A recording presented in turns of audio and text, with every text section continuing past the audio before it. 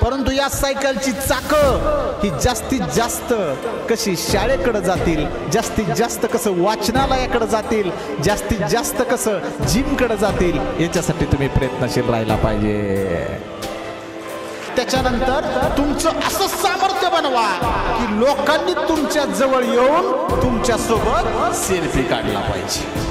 महाराष्ट्रभर फिरताना मी ज्या ज्या वेळेत जातो त्या महाराष्ट्रामध्ये बघतो, छत्रपती शिवाजी महाराजांची जयंती असू द्या, भारतरत्न डॉक्टर बाबासाहेब आंबेडकरांची जयंती असू द्या, साहित्यरत्न अण्णाभाऊ साठेंची जयंती असू द्या, या सर्व महापुरुषांच्या जयंतीच्या निमित्तानं आम्ही त्यांच्या मूर्त्यांचं आणि प्रतिमांचं उदात्तीकरण करायला लागलो, परंतु विचारांचं उदात्तीकरण कुठं आहे?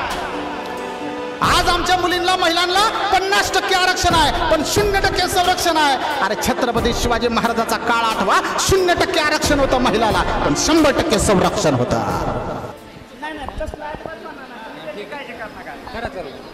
आणि आदरणीय विजयजी नाना काळे साहेब आपलं मनपूर्वक सहर्ष स्वागत. आणि प्राध्यापक विशालजी गरड सर यांना विनंती आहे की आपण आपलं मनोगत चालू करावं. आज एक इतिहास घडलाय, हो आज एक इतिहास घडलाय जो मी माझ्या हृदयावर कोरलाय. माडा वेलफेअर फाउंडेशनच्या या सुंदर सोहळ्यात बोलण्याचा मान या विशाल गरडला पहिल्यांदाच मिळाला. त्याबद्दल माडा वेलफेअर फाउंडेशनचे सर्व पदाधिकारी, आदरणीय युवराज दादा, आदरणीय सुजित दादा, आदरणीय वैभव दादा, या सर्वांचं मी मनापासून अभिनंदन करतो, कौतुक करतो.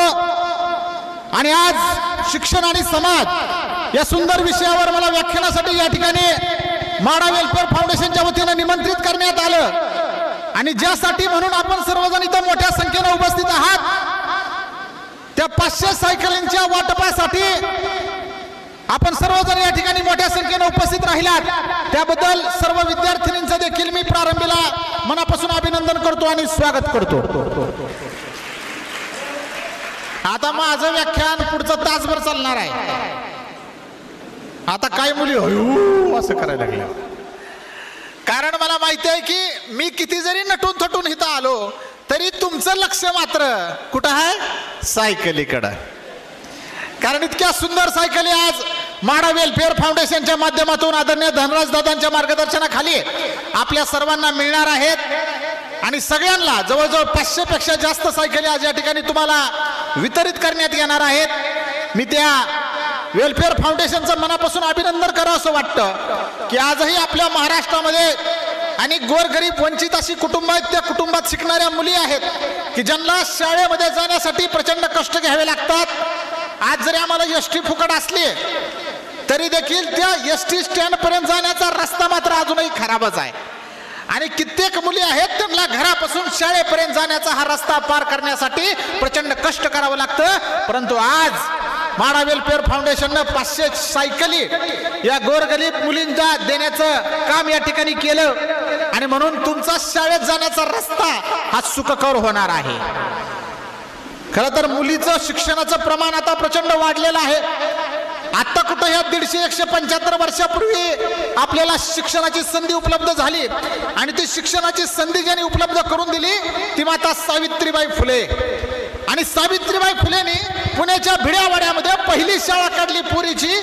त्या शाळेला काढून आता कुठं 175 वर्ष पूर्ण होत आहेत, परंतु एवढ्या 175 वर्षात आमच्या मुलींनी असा काय झेंडा फडकावलाय की आता विचारायची सोय नाही. आणि त्यामुळं प्रत्येक घरातील पालक या ठिकाणी उभा आहेत.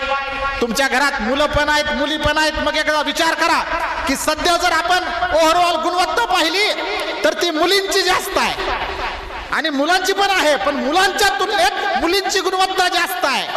पडेल ते काम करून घरात जेवढा काय सगळा जबाबदाऱ्या असतात त्या पार करून, आईला मदतीचा हात देऊन, वडिलांना खाऊ घालून, छोटी मोठी कामे करून ह्या माझ्या पोरी शिक्षण घेत आहेत. आणि नुसतं शिक्षण घेत नाहीत तर तुम्ही एक चांगला झेंडा फडकवत आहात, त्याबद्दल तुमचं अभिनंदन आहे.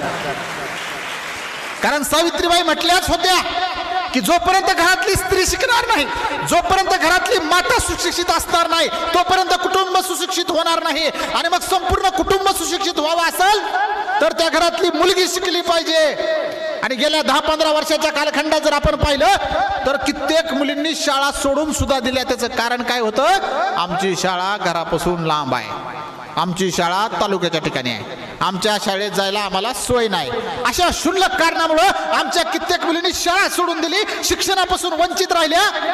परंतु माडा वेलफेअर फाउंडेशन सारखे असे उदात्त हेतून काम करणाऱ्या संस्था पुढे आल्या आणि अनेक कंपन्यांच्या मदतीतून त्यांनी इतकं उदात्त कार्य सुरू केलं की मला वाटतं आजपर्यंत, आज हे 500 सायकली वाटतात, परंतु याच्या आधी आजपर्यंत या फाउंडेशनच्या माध्यमातून 2500 पेक्षा जास्त सायकली या गोरगरीब मुलींना या ठिकाणी वितरित करण्यात आलेल्या आहेत. हे प्रचंड मोठं कार्य आहे आणि या कार्याची जी पोचपावती आहे ही आम्हाला वेळोवेळी मिळत राहील ज्यावेळेस आपल्या याच मुली या सायकलवरून शाळेत जातील आणि त्यांचं माध्यमिक शिक्षण पूर्ण करतील. आणि माध्यमिक शिक्षण पूर्ण केल्यावर कॉलेज मात्र चालू झाल्यानंतर यांना वाटते मला आता स्कूटी मिळायला पाहिजे. कारण तुमच्या सुद्धा स्वप्न वाढत जातात ना. आता जर आम्ही कॉलेजच्या बाहेर बघितलं सगळ्या पुरी स्कूटीवर आहेत आणि त्यांची ऍडव्हर्टाइजमेंट सुद्धा अशीच असते बघा. Why should boys have all the fun, why should boys have all the fun. आणि तुम्हाला सुद्धा फन करायचा आहे. अरे परंतु तुम्हाला तुमची स्कूटी मिळण्यासाठी आधी या सायकलवर शाळेत जावं लागेल. आणि मग तुम्ही शाळेत गेल्यानंतर तिथं ज्यावेळेस तुमचा 10वीत पहिला नंबर येईल, बोर्डात पहिला नंबर येईल, MPSC परीक्षा तुम्ही क्रॅक कराल, नीट परीक्षा क्रॅक कराल, IIT ला नंबर लागेल, पप्पाच म्हणते ना आता मी कर्ज काढीन पण तुला गाडी घेईन. कुठं? चांगला नंबर लागल्यावर कॉलेजला. आणि जर नंबर नाही लागला तर तुम्हाला का म्हणून गाडी घ्यायची, का बरं सायकली द्यायच्या? उद्या तुमच्यातल्या मुली इथं सायकल मिळतात म्हणून आल्या, इथून सायकल घेऊन गेल्या आणि ग्राउंडवरच फिरत बसल्या आणि शाळेलाच गेल्या नाही, त्या काय उपयोग आहे का त्या सायकलीचा? या सायकलवर बसण्याचं स्वप्न तुम्ही घेऊन आलेले आहात. आता सुद्धा मी इथं बोलायला लागलोय पण प्रत्येकाच्या डोक्यात विशाल गरड काय बोलतंय हे जास्त राहणार नाही. ह्यांना वाटतंय कधी एकदा धनराजदादा येतात, कधी आम्हाला सायकल मिळते आणि आम्ही ते हँडलवर असं करून ट्रिंग ट्रिंग करून आम्ही आपलं सायकल चालवतो. आणि साहजिक आहे ना, तुम्हाला आकर्षण आहे या गोष्टीचं. आता आम्हाला कुठं वाटायला लागले आम्हाला बी ह्यातली सायकल द्या की एक, म्हणजे आम्हाला जाता येईल. मंडळ म्हणून लागा तू गाडीत आला 10 लाखाच्या, तुला सायकल कशाला पाहिजे रे? आम्ही गाडीत फिरतो, आम्ही विमानानं फिरतो, आम्ही ट्रेननं फिरतो, अजून काही कालावधीनं आम्ही सेपरेट जेटनं जाऊ कुठेतरी व्याख्यानाला. विमानानं तर बऱ्याचदा गेलोय. हे सगळं माझ्याकडे कुठून आलं सांगा बरं? शिक्षणातून आलं. मी जर माझं माध्यमिक शिक्षण चांगल्या पद्धतीनं पूर्ण केलं नसतं, मी जर वाचनाची आवड निर्माण केली नसती, मी जर माझं करिअर या क्षेत्रात घडवलं नसतं, आज कशाला मला इथं बोलवलं असतं? आणि मग इथं येणाऱ्या प्रत्येकाने ही ऊर्जा घेऊन जायची आहे की आज आपल्याला जी सायकल या ठिकाणी मिळणार आहे, ही सायकल म्हणजे तुमची जबाबदारी आहे. आई वडिलांनी तुम्हाला इथं घेऊन आले, जाताना सायकल ट्रिंग ट्रिंग करत घरी घेऊन जाल, परंतु या सायकलची चाकं ही जास्तीत जास्त कशी शाळेकडे जातील, जास्तीत जास्त कसं वाचनालयाकडे जातील, जास्तीत जास्त कसं जिमकडे जातील, याच्यासाठी तुम्ही प्रयत्नशील राहायला पाहिजे. आणि नाहीतर मग भविष्यात तुमची सायकल पुढं महाग एखादी बुलेट जर लागली, समज रे हो, तुमची सायकल पुढे महाग एखादी बुलेट जर लागली, तुमचा ताना काढण्यासाठी, तुमच्यावर पाळत ठेवण्यासाठी, तुमची छेड काढण्यासाठी, तर मग त्याच सायकलला एक चैन आहे, ती चैन अशी बाजूला काढून हातात गुंडाळून ते मागून जो कोणी पाठलाग करतो का त्याला रटकीन मारायची ताकद सुद्धा आमच्या या स्त्रियांमध्ये असली पाहिजे. आणि हे सांगण्याची गरज का वाटते तुम्हाला? कारण आजचं जर वातावरण आपण सगळं पाहिलं महाराष्ट्रातलं आणि देशातलं, तर आमची पोरगी सुरक्षित आहे का? आज आम्ही सायकल देतो, सायकलवरती लवकर जाईल, याचं कारण काय? अरे चालत जाणाऱ्या कित्येक पोरींना छेडछाडीच्या प्रकारात बळी पडावं लागतं. रस्त्याने चालताना पोरं नीट चालू देत नाही ती. असे काय छेडछाड करणारी रोड रोमिओ आम्हाला रस्त्यावर भेटतात. पण ज्यावेळेस आपली पोरगी सायकलवर व्यवस्थित जाईन, नीटच तिचं लक्ष पुढं असेल का? कारण मला नाही वाटत इकडे तिकडे बघत सायकल चालवल्यावर नीट सायकल चलती. हे बरोबर आहे का? काळजी पण घ्या. ज्याला सायकल येत नाही त्यांनी नवीन नवीन सायकल आहे म्हणून लगे आपलं मस्तपैकी शिकण्याचा प्रयत्न करू नका. आधी काय म्हणतात त्याला, सेकंड हँड एखाद्या सायकलवर प्रयत्न करा शिकण्याचा. चांगली सायकल आल्यानंतरच सायकलवर बसा. नाहीतर सायकल इथून न्यायची, धपकीन कुठंतरी पडायचं, पुन्हा म्हणायचं सायकल आली चांगली पण त्याच्यावर पडलो, गुडघाच फुटला आणि थोबाड फुटलं. बरं, थोबाडातलं नाक जर वाकडं झालं तर लय अवघड आहे. ते लवकर भरून येत नाही ना जखम. आणि मुलींसाठी तर चेहरा म्हणजे काय आहे, हा हा हा हा. हे एक नवीन जमात तयार झालेली आहे जी चेहऱ्याला त्यांची आयडेंटिटी मानते. पण मी तुम्हाला सांगतो पुरीनो, your face is not your identity. The thoughts in your brain is your real identity. मराठीत सांगतो, इंग्लिशमध्ये कळलं नाही की तुमचा चेहरा ही तुमची ओळख नसणार. भविष्यात तुमच्या मेंदूमध्ये जे विचार आहेत ते विचार असणार तुमची भविष्यातली ओळख. विचार असणार भविष्यातली ओळख. आणि त्यासाठी चांगलं चिंतन करावं लागेल, वाचन करावं लागेल, शिक्षण घ्यावं लागेल. कारण हे सौंदर्य 4 दिवसांचं आहे, याच्यावर सुरकुत्या पडल्याशिवाय राहणार नाहीत. लक्षात असू द्या. आठवा सगळ्या हिरोईन ज्या तुमच्या वडिलांना आवडत होत्या. आठवा सगळ्या हिरोईन ज्या तुमच्या वडिलांना आवडत होत्या आणि आता त्यांचा जरा फोटो बघा, मग तुमच्या लक्षात येईल की ह्यांना एखादा पिक्चर मिळतो का. तर नाही. कारण ते जे बॉलिवूड आहे तर त्याच्यामध्ये त्यांचं दिसणं ही त्यांचा जॉब आहे. तुम्ही शाळेत जाताना तुमचं दिसणं हा तुमचा जॉब आहे का. तुम्ही त्या शाळेत असणं हा तुमचा जॉब आहे. त्यामुळे मी किती सुंदर दिसते याच्यापेक्षा मी कशी तयार होते हे जास्त महत्वाचं आहे इथून पुढच्या काळामध्ये. अरे विचाराने श्रीमंत असणारा माणूस सगळीकडेच देखणा दिसतो. आज मला दाढी वाढली म्हणून आयोजक म्हणणार का विशाल गरड दाढी करून ये जा, त्याशिवाय इकडे यायचं नाही. काय समज आहे का. दाढीचं माझ्या बोलण्याचं काही घेणं देणं आहे का. ह्या वरी टाकलेल्या जॅकेटचं माझ्या बोलण्याचं काही घेणं देणं आहे का. मुद्दा लक्षात घ्या. तुम्ही कसं दिसता यापेक्षा कसे आहात, कसे घडता याला जास्त महत्व आहे. नीट लक्षात असू द्या. आपलं पालन पोषण वडील करतात, परंतु 2 टायपाचं पोषण असतं लक्षात. एक पोटाचं असतं आणि एक मेंदूचं असतं. पोटाचं जे पोषण आहे ते आई वडिलांकडून होतं, पण मेंदूचं जे पोषण आहे ते शिक्षकांकडून होतं. आणि ज्याचा मेंदू चांगला पोसला जातो का, ती विद्यार्थिनी असू द्या किंवा विद्यार्थी असू द्या, उभ्या आडव्या आयुष्यात कुठंच कुणाला कमी पडत नाही. आणि त्यासाठी तुम्हाला प्रयत्न करायचा. आज सायकलचं उदाहरण तुम्हाला आवर्जून सांगावं असं वाटतं. खरं तर मोठ्या संख्येनं मुली उपस्थित आहेत आणि आजचा कार्यक्रमच तुमच्यावर आहे बघा. शालेय मुलींसाठी 500 मोफत सायकली आहेत, त्या मुलांसाठी नाही. आणि त्याची कारण आयोजकाला माहिती आहे. मी मगाशी म्हणलं नाही का, जरी मुलांना सायकल दिली एकतर ते सायकलवर जातच नाही. ते घरीच टिमकी वाजवत आहे मला गाडी द्या. त्याला बी हलकी बापाची गाडी जमत नाही, त्याला भारी गाडी लागते. ब्रम ब्रम KTM लागते त्याला. आता दूर जास्त वाढणारी फास्ट पळणारी. का बरं. त्याला शायनिंग मारायची हो. आणि हेनच वाटलं व्हायला लागले आमच्या सगळ्या पोरांच्या पिढीचं. त्यामुळं 10वीतले गुणवत्ताधारक विद्यार्थ्यांमध्ये सगळ्यात पहिल्यांदा कोण आहे, तुम्हीच आहात रे. 12वीला बघा पहिल्या 10-15 मध्ये कोण आहे, तुम्हीच आहात रे. नीटचा आता रिझल्ट आला, सगळ्यात जास्त MBBS ला तुम्हीच आहोत रे. IIT मध्ये सगळ्या मुली लागल्या, अरे तुम्हीच आहोत रे. म्हणजे मुलींचा टक्का शिक्षणामध्ये वाढत चाललाय आणि गुणवत्तेनं वाढत चाललाय. याचं एकमेव कारण तुमचं कॉन्सन्ट्रेशन. आणि आता त्या ड्रोनकडे बघू नका, हे लय जुनं झालंय आता तुमच्यासाठी काय. आणि अजून त्याचं कौतुक असलं तर मी पण बघत बसतो. असं येईल ते काय, तेवढं जवळ आलं की वारं लागतंय आपल्याला, आहे ना.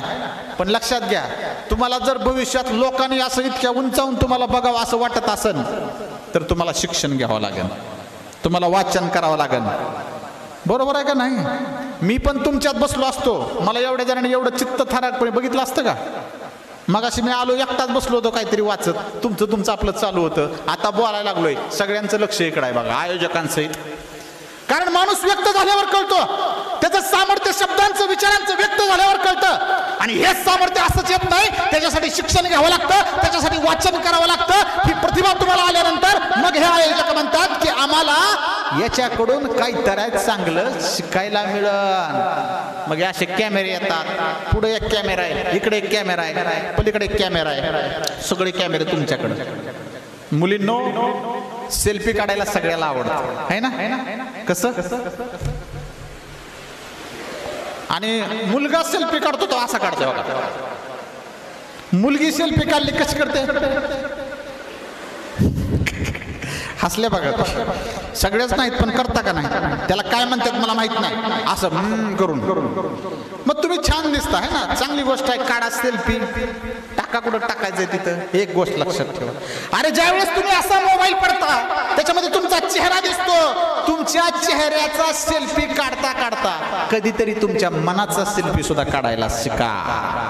त्याच्यामध्ये काय चालू आहे ते ऐकायला शिका, तुमची स्वप्न पूर्ण करायला शिका आणि त्याच्यानंतर तुमचं असं सामर्थ्य बनवा की लोकांनी तुमच्या जवळ येऊन तुमच्या सोबत सेल्फी काढला पाहिजे. कसं वाटतंय? नाही चांगलं वाटत? नको, माझाच काढते म्हणा. लोकांनी कशाला माझ्यासोबत काढावा? अरे जगात असं काहीतरी काम करा की लोकांना वाटलं पाहिजे की ह्या माणसासोबत सेल्फी काढायचा आहे आणि तो स्टेटसवर ठेवायचा आहे. आज आम्ही स्टेटस ठेवण्याच्या नादात स्वतःचं स्टेटस विसरून चाललो रे. आणि स्वतःचं स्टेटस बनवायचं सामर्थ्य शिक्षणात आहे, सामर्थ्य करिअर मध्ये, सामर्थ्य वाचनात आहे, सामर्थ्य पुस्तकात आहे. करणार का नाही? मग भारतरत्न डॉक्टर बाबासाहेब आंबेडकरांनी आम्हाला सांगितलेलं एक वाक्य लक्षात ठेवा. काय म्हणतात बाबासाहेब?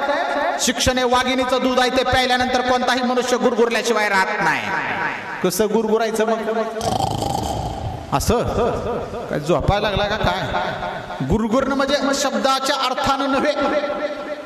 मी जर सुशिक्षित नसलो असतो, माझं वाचन कमी असलं असतं, मी इथं गरजलो असतो का? काहीतरी आपलं छोटं मोठं भाषण केलं असतं, तुमच्या सगळ्यांचं लक्ष पण आलं नसतं माझ्याकडं. पण हे सामर्थ्य निर्माण केलं ना, हे तुम्ही सुद्धा निर्माण करू शकता. कारण माझ्यासारखं सगळंच तुम्हाला आहे. घसा तुम्हाला आहे, कंठ तुम्हाला आहे, आवाज तुम्हाला आहे, हात तुम्हाला आहे, मेंदू तुम्हाला आहे, पाय तुम्हाला आहे. पण तुम्ही सेम टू सेम माझ्यासारखं नाही करू शकत का? कारण तुम्ही त्याला तेवढा वेळच दिला नाही. आणि म्हणून भारतरत्न डॉक्टर बाबासाहेब आंबेडकरांनी सांगितलेला हा जो संस्कार आहे तो आम्हाला नीट जोपासता आला पाहिजे, त्यातून वृद्धी करता आली पाहिजे. पण खंत कोणत्या गोष्टीची आहे माहिती आहे का? अरे आम्ही नुसतं महापुरुषाला मिरवायला लागलो. चालूच नव्हतं केलं. आम्ही महापुरुषाला मिरवायला लागलो, पण त्यांना आमच्या डोक्यामध्ये मुरवणं मात्र फार कमी झालं. मग येणारा काळ कशाचा आहे? सगळ्या महापुरुषांचे विचार डोक्यात मुरवण्याचा काळ आहे. आणि जोपर्यंत तुमच्या डोक्यामध्ये हे मुरत नाही तोपर्यंत खऱ्या अर्थानं लक्षात असू द्या, आपण चांगलं काहीतरी करू शकत नाही. आज सगळ्या महाराष्ट्रभर फिरताना मी ज्या ज्या वेळेस जातो त्या महाराष्ट्रामध्ये बघतो, छत्रपती शिवाजी महाराजांची जयंती असू द्या, भारतरत्न डॉक्टर बाबासाहेब आंबेडकरांची जयंती असू द्या, साहित्यरत्न अण्णाभाऊ साठेंची जयंती असू द्या, या सर्व महापुरुषांच्या जयंतीच्या निमित्तानं आम्ही त्यांच्या मूर्त्यांचं आणि प्रतिमांचं उदात्तीकरण करायला लागलो. परंतु विचारांचं उदात्तीकरण कुठं आहे? आज ज्यांच्या मार्गदर्शनाखाली हा कौतुक सोहळा या ठिकाणी संपन्न होत आहे ते आदरणीय धनराज दादा यांचं आगमन या ठिकाणी झालेलं आहे. मी आपल्या सर्वांच्या वतीनं धनराज दादाचं या ठिकाणी स्वागत करतो. मुलींसाठी 500 सायकल वाटपाचं काम ज्यांच्या मार्गदर्शनाखाली माडा वेलफेअर फाउंडेशन या ठिकाणी करत आहे, त्यांचं आत्ता आगमन झालं, त्यांचं मी मनापासून सहर्ष स्वागत करतो. आणि आपलं व्याख्यान सुरू राहील. पुन्हा एकदा या इकडं. ब्रेक के बाद आप सभी का सहर्ष स्वागत आहे. मी म्हणत होतो की महापुरुषांचे विचार हे आपल्याला अशा पद्धतीने डोक्यात ठेवायचे आहेत की आम्हाला काहीतरी गरजवायचं आहे. छत्रपती शिवाजी महाराज म्हटलं की आमच्या धमन्यातील रक्त सळसळ धावायला लागतं. परंतु महाराजांच्या नावाचा अर्थ आजच्या पिढीनं काय घ्यायचा हे जर मला कोणी विचारलं तर मला त्यांना एवढंच सांगावं वाटतं की छत्रपती शिवाजी या शब्दाचा अर्थ जर तुम्हाला याच्या आधी माहीत होता, परंतु इथून पुढच्या काळात शिवाजी म्हणजे काय असं जर कुणी तुम्हाला विचारलं तर तुम्ही त्याला एवढंच सांगा की शिवाजी मधला शी म्हणजे शिकायचं, वा म्हणजे वाचायचं, जी म्हणजे जिंकायचं, अरे शिकायचं, वाचायचं, जिंकायचं म्हणजे शिवाजी. हा विचार आम्ही आमच्या डोक्यामध्ये घेतला पाहिजे. आज शिक्षणाच्या महत्वाच्या उंबरठ्यावर आपण सर्वजण उभा आहात आणि तुम्हाला एक मदतीचा हात म्हणून माडा वेलफेअर फाउंडेशनच्या माध्यमातून 500 पेक्षा जास्त सायकलींचं या ठिकाणी वाटप करण्यात येत आहे. आणि सायकलीचं वाटप मगाशी मी म्हटलं की मुलींना आहे का? कारण आपल्या संस्कृतीमध्ये, आपल्या समाजामध्ये जर सायकलला माणसाचं स्वरूप प्राप्त झालं तर माणूस म्हणजे स्त्री आहे. माणसाची उत्पत्ती स्त्रीपासून झालेली आहे आणि ती जी स्त्री आहे तिला जर सायकल सोबत जोडायचं झालं तर त्या सायकलचं मागचं चाक म्हणजे आपल्या घरातली आई आहे. कारण ज्या सायकल म्हणजे जर संसार धरला तर त्या सायकलच्या संसाराचा जो डोलारा आहे सगळ्यात जास्त ओझ मागच्याच चाकावर असते बघा. सायकलचं कॅरेज त्याचं वजन मागच्याच चाकावर, सायकलचं मडगार्ड त्याचं वजन मागच्याच चाकावर, पायंडेलचा बहार त्याचं वजन मागच्याच चाकावर, सायकलवर असलेलं सीट त्याचं वजन मागच्याच चाकावर, आणि पुढचं चाक म्हणजे घरातले आपण सगळं वडील, त्यांच्यावर काय असतंय? हँडल. ते दिशा दाखवण्याचं काम करते. दोन्ही चाक महत्वाचे आहे. पण आमच्या संस्कृतीमध्ये आई नावाची जी स्त्री आहे तिच्यावर मागच्या चाकाची जबाबदारी आहे. आणि ही सायकल आज तुम्हाला देत असताना मगाशी मी सांगितलं की या सायकलची चाक ही तुमच्या शाळेकडे गेली पाहिजे, वाचनालयाकडे गेली पाहिजे, तालमीकडे गेली पाहिजे, जिमकडे गेली पाहिजे, आणि चांगली चांगली व्याख्यानं जिथं आयोजित होतात तिकडे गेली पाहिजे.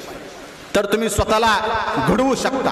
हे घडण्याचं सामर्थ्य तुमच्यामध्ये असलं पाहिजे. अरे आजपर्यंत आम्ही फक्त ॲडव्हर्टाइजमेंट बघतो आणि टीव्हीवर ॲडव्हर्टाइजमेंटचा एवढा परिणाम आमच्या या मुलींवर व्हायला लागला की आता सुद्धा ज्यांना सायकली मिळणार त्या पुरी कॉलेजला गेले की म्हणणार आम्हाला स्कूटी पाहिजे. पण मला आता सायकलचंच इतकं सुंदर कार्यक्रम पाहून धनराज दादांनी त्यांचं कार्य असंच जर चालू ठेवलं आणि धनराज दादा जर जनराज दादा झाले तर मला वाटतं पुढच्या पंचवार्षिकमध्ये तुम्हाला स्कूट्या सुद्धा वाटल्या जातील. पण तिथपर्यंत ताकद, तिथपर्यंत सामर्थ्य हे तुमच्यामध्ये तयार होणं ही काळाची गरज आहे, लक्षात असू द्या. आज ॲडव्हर्टाइजमेंट मध्ये एक डायलॉग आहे बघा सलमान खानचा. काय आहे? आज कुछ तूफानी करते है का नाही? आणि ते थम्सअप पिऊन म्हणते आज कुछ तूफानी करते. पण तुम्हाला थम्सअप नाही प्यायचं, आपल्याला नारळाचं पाणी प्यायचंय, आपल्याला दूध प्यायचंय आणि त्यातून तुम्हाला सामर्थ्य भरायचंय, लक्षात असू द्या. कारण सलमान खाननं त्याचं शरीर कमावलं तुम्हाला आकर्षित करण्यासाठी. सलमान खाननं त्यानं शरीर कमावलं तुम्हाला आकर्षित करण्यासाठी. अरे तुमच्या बापानं त्याचं शरीर गमावलं फक्त तुम्हाला लहानाचं मोठं करण्यासाठी, तुम्हाला लहानाचं मोठं करण्यासाठी. आणि आजही आपल्या समाजामध्ये इतके गरीब कुटुंब आहेत की सायकल घेणं सोडा, सायकलची पंक्चर सुद्धा काढू शकत नाही, इथपर्यंतची वाईट अवस्था काय काय कुटुंबात आहे.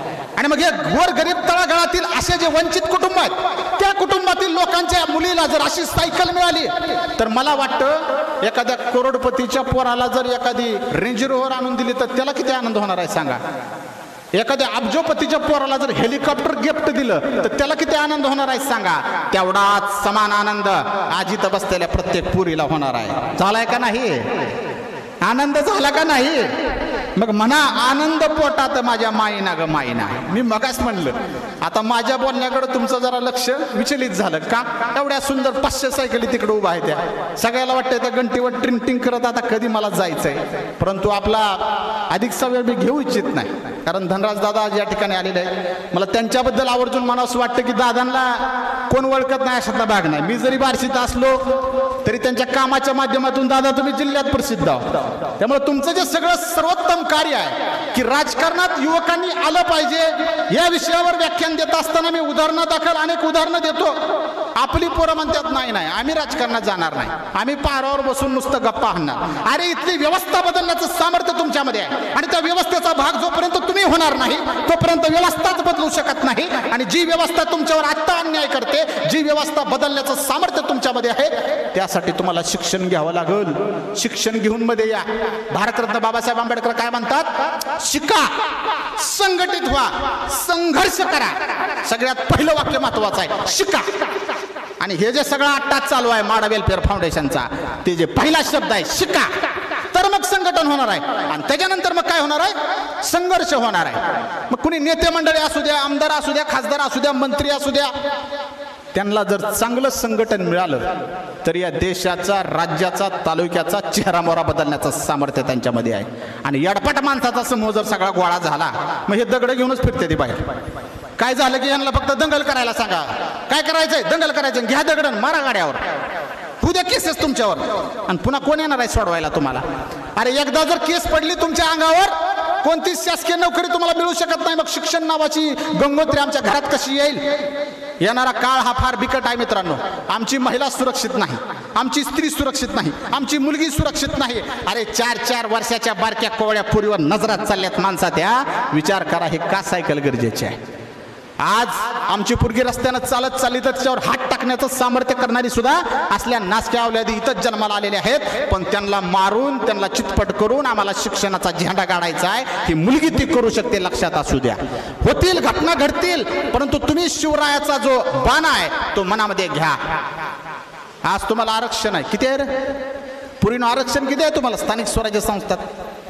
दादा पंचायत समिती सदस्य आहेत. तुमच्या पंचायत समिती सदस्य किती आहेत माहिती आहे का? 50% पंचायत समिती सदस्य स्त्री आहेत. तुमची ग्रामपंचायत असेल 50% स्त्री आहेत. जिल्हा परिषद असेल 50% स्त्री आहेत. अरे तुम्हाला 50% आरक्षण मिळालं, संरक्षण किती आहे? प्रश्नचिन्ह. 0%. आज आमच्या मुलींना महिलांना 50% आरक्षण आहे, पण 0% संरक्षण आहे. अरे छत्रपती शिवाजी महाराजांचा काळ आठवा, 0% आरक्षण होतं महिलाला, पण 100% संरक्षण होतं. 100% संरक्षण. कधीच अन्याय झाला नाही, अत्याचार झाला नाही. आणि हे स्वराज्य म्हणून आम्हाला आजही अभिप्रेत आहे. प्रत्येकाला वाटतं की छत्रपती शिवाजी महाराजांसारखं झालं पाहिजे. शिक्षण, समाज या गोष्टीवर बोलत असताना मी अजून एक महत्त्वाचा मुद्दा मांडावा असं वाटतो की शिक्षक हा समाजातला हृदय असतो. साहेब इथं बरेच शिक्षक बसले असतील, तुम्ही हृदय आहात समाजातले. जो काही वाईट विचार आहे, वाईट प्रवाह आहे, त्याला शुद्ध करून या लेकरांना त्यांच्या करिअर पर्यंत पोहोचवण्याचं सामर्थ्य हे तुमच्यामध्ये असतं. उद्या इथं बसलेल्या प्रत्येक पुरीमध्ये आज तुम्ही सायकल घेऊन जाल माडा वेलफेअर फाउंडेशनची, पण मला असं वाटतं पुन्हा कधी ज्या वेळेस तुम्हाला सत्कारासाठी माडा वेलफेअर फाउंडेशन बोलवेल त्यावेळेस तुमच्यातलं कुणीतरी तहसीलदार असलं पाहिजे, तुमच्यातलं कुणीतरी IAS असलं पाहिजे, तुमच्यातलं कुणीतरी नोकरदार असलं पाहिजे. नाही नोकरी लागली तरी चालेल, तुमच्यातलं कुणीतरी चित्रकार असलं पाहिजे, तुमच्यातलं कुणीतरी पत्रकार असलं पाहिजे, तुमच्यातलं कुणीतरी माझ्यासारखा वक्ता असलं पाहिजे, तुमच्यातलं कुणीतरी लेखक असलं पाहिजे, तुमच्यातलं कुणीतरी रांगोळी कलाकार असलं पाहिजे, तुमच्यातलं कुणीतरी कॅलिग्राफी आर्टिस्ट असलं पाहिजे, तुमच्यातलं कुणीतरी काहीतरी असलं पाहिजे. म्हणजे आता नोकऱ्या सगळ्याला मिळणार नाहीत, हे त्रिकालबाधित सत्य आहे. आणि जर तुम्ही फक्त नोकरीसाठी शिक्षण घेणार असाल तर तुम्ही चुकणार. नोकरी मिळवण्यासाठी शिक्षण असतंय का? उद्या धनराज दादाने असा विचार केला असता, मी उच्च शिक्षित आहे, कुठेतरी नोकरी करतो, त्याने 1000 जणांना नोकरीच दिली नसती की. म्हणजे शिक्षण हे प्रतिभेसाठी असतं. ही जी प्रतिभा संपन्नता आहे, ही जे सुसंस्कृतपणा आहे, हा शिक्षणाने आमच्यात येतो. आणि एक सुशिक्षित, सुसंस्कृत, शिक्षित नेता समाजाला सुशिक्षित करू शकतो, लक्षात असू द्या. आणि मग ही निवड आपल्या हातात आहे. आणि म्हणून तुम्ही सुद्धा समाजामध्ये ज्यांचं नेतृत्व आपण स्वीकारतो ती माणसं सुद्धा सुशिक्षित असली पाहिजे, सुसंस्कृत असली पाहिजे, शिक्षित असली पाहिजे. हा 8 तास आमचा असायला पाहिजे. जसं कलेक्टरला एखादी परीक्षा असते, तहसीलदारला एखादी परीक्षा असते, तसं पदाधिकाऱ्याला मात्र कोणची परीक्षा नसते. कारण तो सगळ्यात मोठ्या परीक्षेला सामोरे जात असतो. ती आहे जनतेची परीक्षा. It is called as a voting. आणि ते आहे मतदान. आणि सध्या आपल्या देशामध्ये नेमकं मतदानाची टक्केवारी ही संध्याकाळी किती रुपये मिळतात त्याच्यावर जर अवलंबून ठरत असेल तर मग आपण खरंच सुजाण नागरिक आहोत का? मग आपल्या बुद्धीचा हा कप्पा थोडा उघडा. कुणी काय काम केलंय, ह्याच्या आधी 5 वर्षात काय काय केलंय, या गोष्टी आम्ही अशा जपून ठेवल्या पाहिजेत. आज या ठिकाणी बसलेल्या लहान लहान मुली आहेत, ह्यांचं काय मतदान आहे का हो? 7वी 8वीच्या पोरी आहेत त्या. अतिशय चांगल्या भावनेतून या माझ्या गोडगोजिऱ्या छोट्याशा लहान मुलींना शिक्षणामध्ये काहीतरी हातभार लागला पाहिजे. हा उदात्त हेतू धनराज दादांनी ठेवला. त्यांनी वेलफेअर कमिटीला सांगितलं. आणि आपला जो संपर्क आहे त्या संपर्काचा समाजासाठी, आपल्या मतदारसंघातील माणसांसाठी, गोरगरिबांसाठी जर चांगल्या पद्धतीनं फायदा करून देता आला, याच्यापेक्षा भारी गोष्ट काय आहे? कारण आपल्यासारखा एखादा माणूस जर एखाद्या कंपनीच्या दारात गेला तर हाकलून लावते ना आपल्याला. पण तेच जर धनराज दादासारखी माणसं गेली आणि मोठ्या मोठ्या कंपन्याला सांगितलं की आमच्या मतदारसंघात असे लहान लहान कुटुंब आहेत, त्यांना आम्हाला थोडंसं मदतीची भावना आहे. अरे लाखानं करोडनं मदत करतात. मला वाटतं मी ब्राउचरमध्ये वाचलं दादा 65 लाख काहीतरी तुम्ही याच्यासाठी काढले. फार मोठी 67 लाख म्हणजे 70 लाखच्या आसपास एवढी मोठी रक्कम ही या वेलफेअरच्या माध्यमातून तुम्हाला वितरित करण्यात येत आहे. तुमच्यापैकी कुणी अर्ज नाही केला, पण ह्यांनी शोधली माणसं.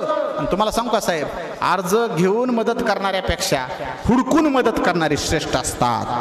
हुडकून मदत करणारी श्रेष्ठ असतात. आणि मग माडा वेलफेअर फाउंडेशन त्यापैकी येत आहे. काम फक्त सायकलचं नाही. युवराज दादाने मला सांगितलं, वैभव दादा आमचे आहेत, ते पण सांगत असतात की नाल्याचं जे आहे रुंदीकरण ते पण काम दादाने खूप छान केलं. मग नाम फाउंडेशन जे काम करतं, पाणी फाउंडेशन जे काम करतं, अरे गरज आहे याची.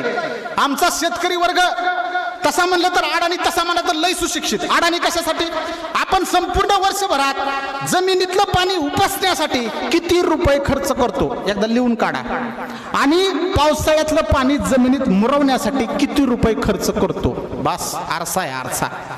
तर ते दुसऱ्यासाठी आम्ही काहीच करत नाही. सगळं आम्हाला वडा फॅक्टरी पाहिजे, नुसतंच काढायचं. अरे बोर घेतोय 5-7, 20, 2-2, 3-3 लाख रुपये बोरवर घालवलं.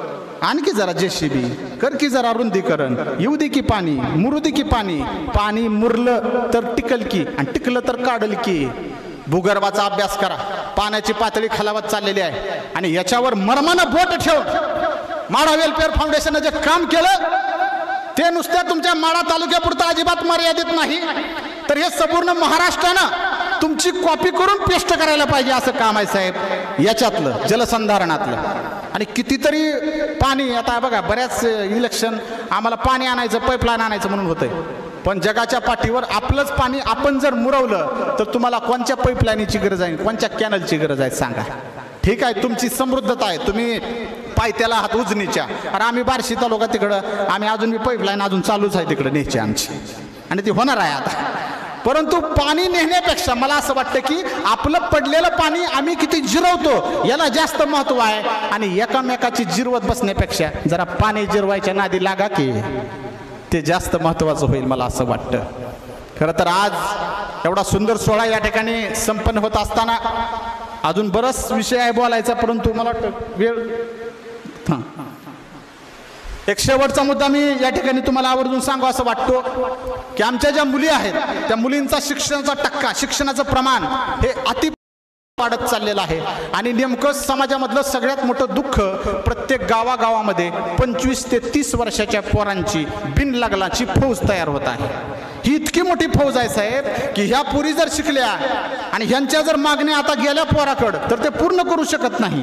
आणि म्हणून तिशी ओलांडली तरी लग्न कुठं लागना, हे खरंच समाजाचं वास्तव आहे. मग त्याला सुद्धा सांगा शिकावं लागेल, तुला कर्तृत्व सिद्ध करावं लागेल, त्याच्याशिवाय तुला कोणी मुलगी देणार नाही. आज गाव पातळीवर ज्यावेळेस मी बांधकामं करताना बघतो का, या सगळ्या पुरींच्या आमच्या अपेक्षा आहेत काय, मला बंगलाच पाहिजे, गाडीच पाहिजे. अरे आपल्या बापानं आयुष्यभर नोकरी करून एक घर आता बांधलंय आणि तुम्ही असं म्हणता की तुम्हाला लग्न करायचं पोरगा त्यानं लगेच 2 वर्षात मोठा बिल्डिंग बांधायला पाहिजे. How can it is possible? थोडं जरा डोकं शांत ठेवा. तुम्ही स्वतः हे निर्माण करा.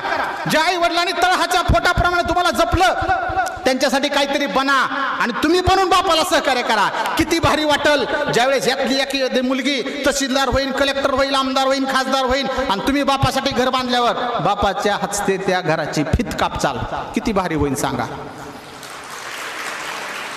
कारण का, तुमच्या कष्टाचं चीज त्या ठिकाणी झालेलं असेल, हे जास्त महत्वाचं आहे. मुली यांच्यातलं सामर्थ्य जर तुम्हाला ओळखायचं झालं तर सावित्रीबाई फुलेंनी ज्यावेळेस पहिल्यांदा शाळेत चालल्या होत्या तो पहिला दिवस एकदा आठवा.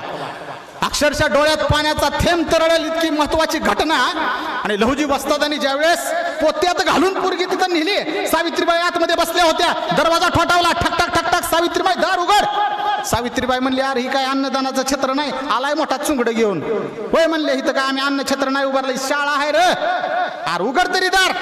दरवाजा उघडला, लवजी वस्तात गेले आणि पाठीवर चुंगड होतं. चुंगड सोयाबीनची आहेत ना चुंगडी तसली, ते चुंगड होतं. त्यांनी खाली ठेवलं, त्याचं तोंड उघडलं आणि त्यातून एक मुलगी बाहेर आली. तिचं नाव होतं मुक्ता.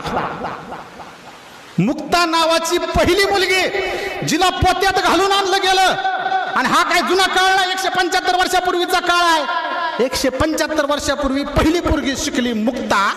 आणि आज तुम्ही मुक्त झालात त्या सगळ्या गोष्टीतून. राष्ट्रपती झालाव, पंतप्रधान झालाव, कलेक्टर झालाव, काय पण झालाव तुम्ही राव, आहे ना. आणि तरी आमचं मात्र सत्कार करतात. पहिली मुलगी ह्याव झाली, पहिली मुलगी त्याव झाली. जाकी इतिहासात बॉम्बलायला व्याख्यानं कुठं आयोजित केली जातात इतिहास माहीत व्हायला. आम्हाला नाचायला आवडतं, 2-2 लाख रुपये नुसतं डॉल्बीवर उडवायला आवडतं, पण चांगला विचारी माणूस आणून तो इतिहास आम्हाला समजून घ्यायला आवडत नाही. म्हणून तुम्हाला सांगतो, इसवी सन 1700 ते 1707 या कालावधीमध्ये आपल्या सगळ्या स्वराज्याचा गाडा महाराणी ताराराणीनं चालवला होता. लक्षात असू द्या पोरीनो, मालिका आहे का नाही चालू आता तारा राणी. मग जर आपल्या सगळ्या स्वराज्याचा गाडा तारा राणीनं चालवला होता, अरे तुम्ही काय सक्षम नव्ह काय? मग तुम्ही घराचा गाडा चालवता, अख्खं जग अख्खं विश्व चालवण्याचं सामर्थ्य तुमच्यामध्ये लक्षात असू द्या. ही नवरात्रीचा उत्सव सुरू आहे. मला जर कोणी विचारलं की पुरुष श्रेष्ठ का स्त्री श्रेष्ठ, एका शब्दात मी सांगतो स्त्री श्रेष्ठ. पुरुष तेव्हा श्रेष्ठ होईल जेव्हा तो त्याच्या पोटामध्ये स्त्री तयार करू शकतो का? अजिबात नाही. स्त्री का श्रेष्ठ आहे? कारण तिच्या उदरामध्ये रक्ताच्या थेंबाने पुरुष तयार करण्याचं सामर्थ्य एका स्त्रीमध्ये आहे, म्हणून स्त्री श्रेष्ठ आहे. तुम्ही श्रेष्ठ होय, पण तेवढं श्रेष्ठत्व तुम्हाला मिळण्यासाठी थोडासा हा कप्पा शरीराचा जर अजून चांगला प्रज्वलित झाला तर तुम्ही तुमचंच नाही, तुमच्या गावाचं, तालुक्याचं, जिल्ह्याचं नामो निशान उजळवू शकता. एवढं सामर्थ्य तुमच्यामध्ये आहे. आणि त्याच्या ठिणग्या म्हणजे आजचे असले हे कार्यक्रम आहेत, लक्षात असू द्या. खरं तर तुम्ही लय सुदैव म्हणजे सुदैव आहे तुमचं की धनराज दादा सारखे असे युवा कार्यकर्ते जे राजकारणात आहेत, परंतु तथाकथित मोठ्या माणसाची राजकीय संस्कृती खोडून तळागाळात, चिखलात, मातीत, दगडात असं जाणारं व्यक्तिमत्व जेव्हा आपल्या सोबत असतं त्यावेळेस एक वर्तुळ पूर्ण होत असतं. कारण जे पैसेवाले असतात, पैसे ज्यांच्याकडे येतात किंवा ते खूप चांगल्या चांगल्या लोकांकडून ते गोळा करतात आणि ते सगळं अशा ठिकाणी जातं की जिथं अतिप्रचंड गरज असते, तेव्हा समाजातलं समाजसेवेचं एक वर्तुळ पूर्ण होतं. हे आवर्जून सांगू असं वाटतं. जे वर्तुळ आज 500 सायकली या ठिकाणी वितरित करून होणार आहे. खरं तर बोलण्यासारखं प्रचंड आहे. कार्यक्रम म्हटलं की थोडंफार आम्हाला बोलावं लागतं. मुख्य कार्यक्रम तुमचा आता बाकी आहे, मी पण उपस्थित राहीलच, परंतु आज धनराज दादा यांच्या वतीने यांच्या मार्गदर्शनाखाली एवढा सुंदर सोहळा या ठिकाणी संपन्न झाला आणि अजून सगळ्यांना वितरित होत आहे. त्यासाठी मी अतिशय माझ्या शुभेच्छा देतो. आणखीनही 50-51 विषयावर मी सगळ्या वेगवेगळ्या बोलतो. पुढचं भाषण यूट्यूबवर जाऊन ऐका, इंस्टाग्रामवर माझ्या जाऊन ऐका, तिथं सारखंच चालू आहे सगळा चांगला विचाराचा प्रवाह. त्याच्याशी जोडले जा म्हणजे आपण एका चांगल्या विचारांच्या विहिरीत डुंबन घाऊन आपण तिथं पोहत राहू आणि आपला चांगला विचार सर्वदूर पोहोचवत राहू. आज मला या ठिकाणी माडा वेलफेअर फाउंडेशनच्या वतीनं निमंत्रित करण्यात आलं आणि एका सुंदर सोहळ्याचं सहभाग मिळवण्याचं भाग्य आमच्या पदरी पडलं. त्याबद्दल मी माडा वेलफेअर फाउंडेशनचे तसेच आदरणीय धनराज दादांचे मी मनापासून आभार मानतो आणि निश्चितपणे तुमच्या भविष्यासाठी शुभचिंतितो आणि या ठिकाणी सांगतो जय हिंद, जय महाराष्ट्र, जय माडा वेलफेअर फाउंडेशन.